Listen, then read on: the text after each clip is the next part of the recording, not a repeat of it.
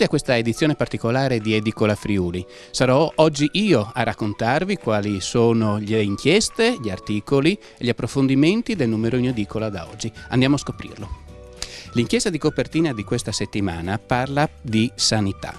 Sappiamo benissimo che è una tematica che è stata al centro del dibattito politico che ha portato alle elezioni regionali, e anche l'amministrazione regionale attuale, quella guidata da Massimiliano Fedriga, aveva all'ordine del giorno delle priorità proprio la riforma della riforma, potremmo dire. È uscita la legge, è stata approvata pochi giorni fa. Noi abbiamo cercato con il settimanale di fare chiarezza su quali sono le conseguenze di questa nuova legge, quali saranno i cambiamenti nell'immediato, ma anche cosa rimane da fare. Ecco come cambia la sanità.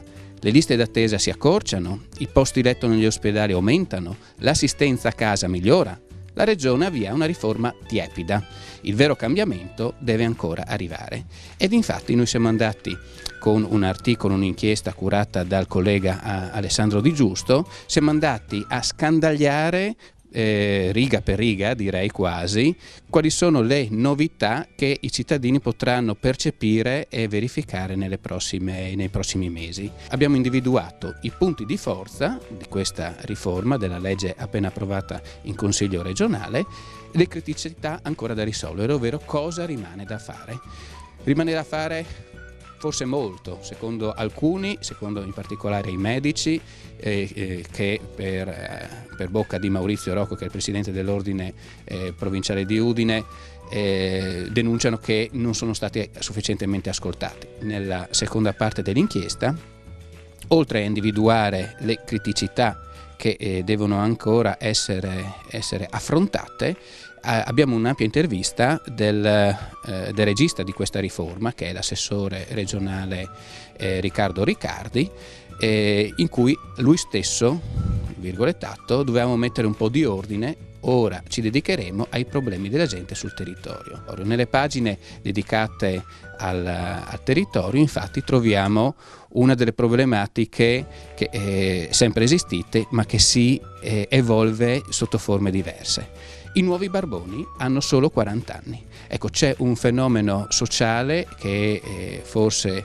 non tutti conoscono, e che chi conosce forse gira lo sguardo da altrove, che è quella delle persone senza fissa dimora, delle persone che perso il lavoro, persa la famiglia, hanno come soluzione quella di vivere di espedienti anche per strada. Non stiamo parlando di immigrati o non solo, ma stiamo parlando anche di friulani, di gente che era integrata nella nostra comunità e che a un certo punto della propria vita è caduta verso il basso, in un pozzo, direi, sociale, che li porta anche a forme di dipendenza, ed è questa la problematica connessa.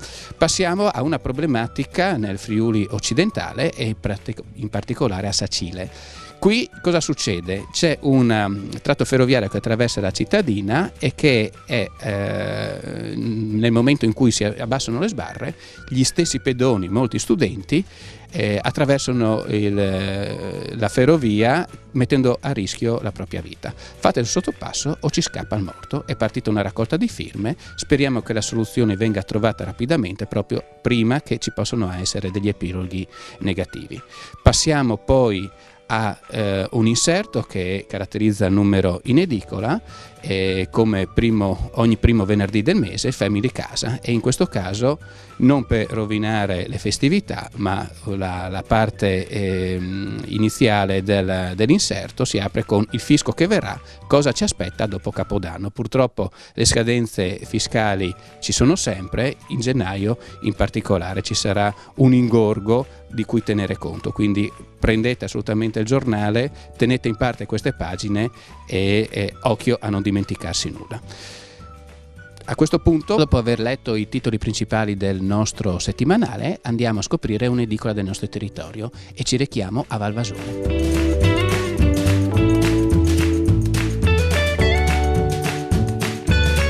Ci troviamo in uno dei più bei borghi storici del Friuli, Valvasone, e siamo nell'edicola di Maurizio Romano, proprio nel cuore di questa cittadina medioevale. Ecco, Maurizio, come nasce la tua attività? La mia attività, rilevando un'edicola precedente, nel 1996 insieme a mia mamma iniziamo questa avventura. Subito arriva mia moglie, la Stefania, e da una decina d'anni abbiamo anche la Michela, nostra collaboratrice, che è anche mia cognata, e quindi possiamo dire di essere più che un'impresa familiare, una famiglia che fa impresa. Ecco, non è solo edicola la tua attività, vedo moltissimi altri prodotti e servizi e anche una clientela molto variegata. Che cosa offrite?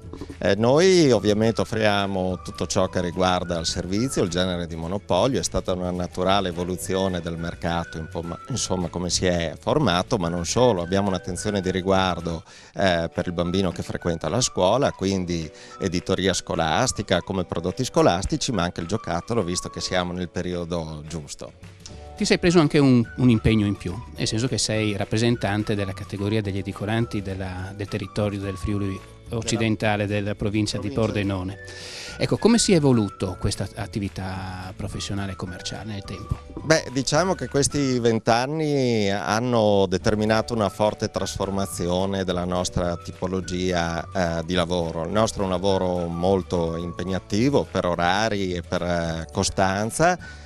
È chiaro che c'è stata una scrematura e ci sono state delle difficoltà, però rispetto ai filosofi che dicevano che la carta stampata con il web sarebbe scomparsa, insomma siamo ancora qui. La rete vendita è ben presente, è ben radicata nel territorio e ci fa ben sperare nel futuro.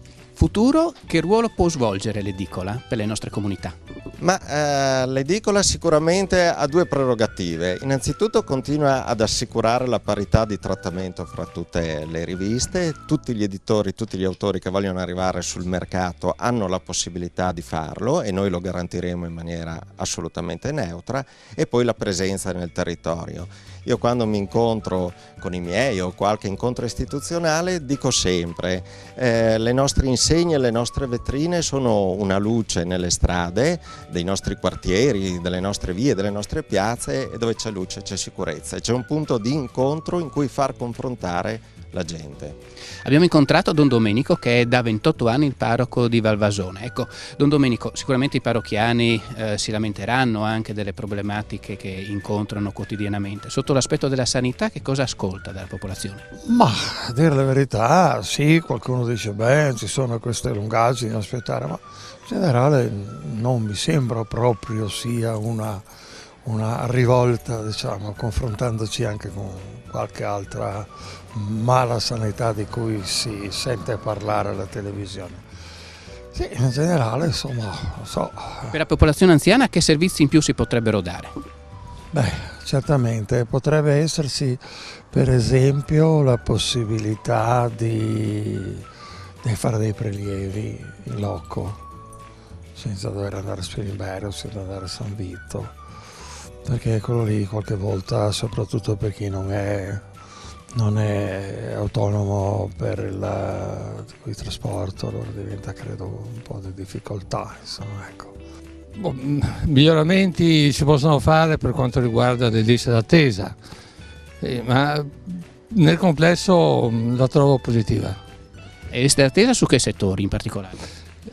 Il settore dell'oculistica, ecco, lì c'è un po' troppo tempi di attesa.